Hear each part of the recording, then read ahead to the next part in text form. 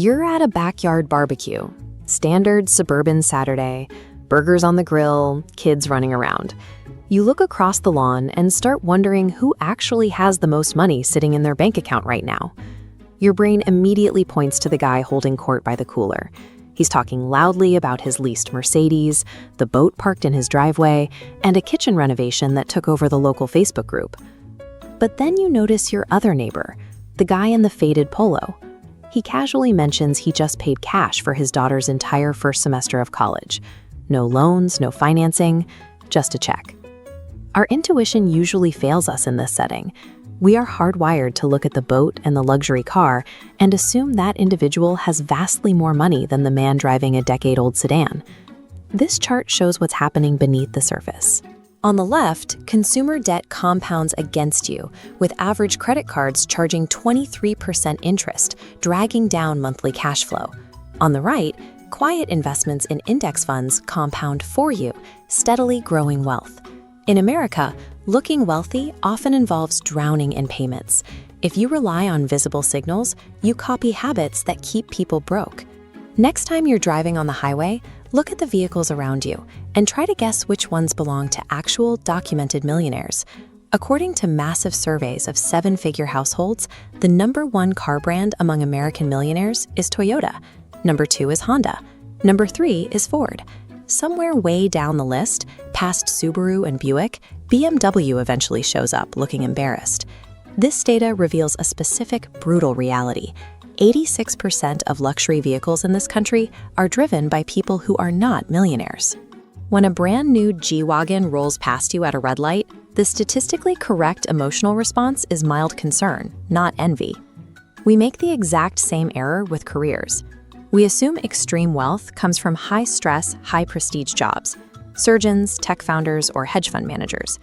Yet the top professions for self-made millionaires are engineers, accountants, teachers, managers, and attorneys. The vast majority of these individuals run dull, normal businesses, pest control, dry cleaners, or regional auctioneers, that quietly throw off cash year after year. Take Ronald Reed. He worked as a gas station attendant and part-time janitor in Vermont. He drove a second-hand Toyota, wore a flannel jacket held together with a safety pin, and chopped his own firewood.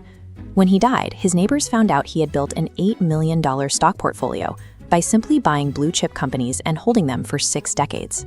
True generational wealth is rarely generated by high-status, flashy, offensive moves. It comes from relentless consistency doing everyday jobs. But earning money is only half the equation. The largest financial trap most Americans face is housing, specifically stretching to buy a home worth 6 or 7 times what they make in a single year. Contrast that with the typical millionaire. They defend their assets by buying a home worth roughly 1.5 times their annual income. There's an academic concept at play here called counter-signaling. By choosing to live in a perfectly fine, slightly cheaper neighborhood, they remove the intense social pressure to upgrade cars, take expensive vacations, or keep up with the spending habits of heavily indebted neighbors. This camouflage extends right down to what they wear. Half of all American millionaires have never paid more than $400 for a suit, or roughly $200 for a watch. They actively avoid giant belt buckles and logos. They also maintain a structural avoidance of consumer debt. They don't finance furniture, and they don't take out loans for vacations. They understand that paying interest on stuff that depreciates is identical to lighting money on fire. Staying rich requires a defensive paranoia.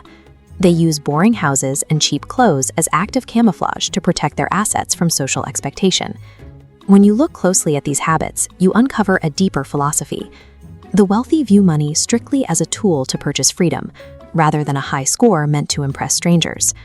Every dollar you commit to a luxury lease or a massive mortgage is a dollar you cannot use to buy your time back later.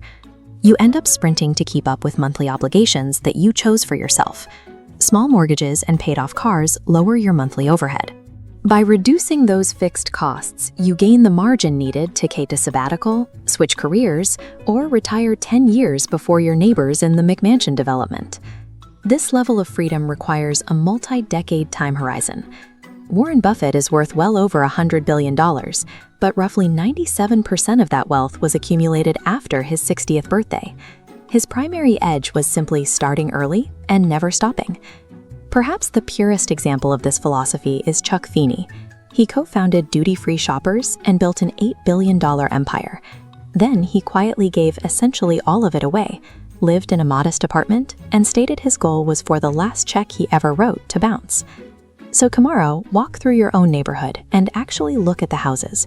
The one with the 10-year-old sedan and the slightly overgrown hedges is statistically the most likely to have millions sitting quietly inside. The entire point of being secretly wealthy is staying secret.